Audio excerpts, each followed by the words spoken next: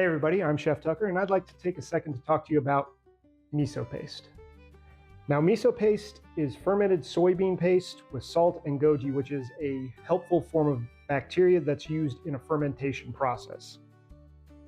The flavor of miso is salty and umami, giving it a nice richness and saltiness, but it also has light undertones of sweetness too. Typically, it commercially is bought in 3 colors, which determines how long it's aged. White being the youngest, with a light, sweet, and smooth flavor, and it usually ferments for about a week or 2. Yellow is the middle ground, where it's mild and it balances the saltiness with the umami and the sweetness. And this is the one that's going to be more like a general use type of miso, where you can use it on different dishes and it won't lean the dish too far one way or the other.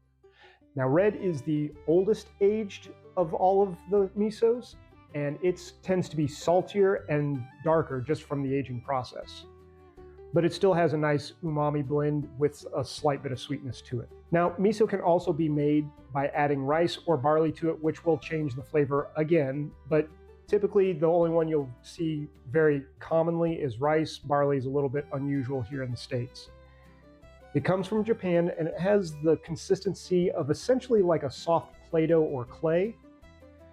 If you're looking for a substitution for it, you can usually add in tahini or peanut butter to give you a substitution, but those aren't great substitutions. They're just something you can substitute, and unless it calls for miso being one of the key flavors, then you could also just maybe skip it altogether. Now, its culinary applications are soups, stews, stir fries, sauces, marinades, dressings, and desserts. Like you see a lot of different additives to dishes and recipes where it's not really its own thing except for, miso soup or something like that.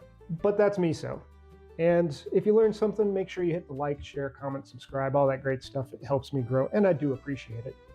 And now that you know a little bit more, go out and conquer the kitchen.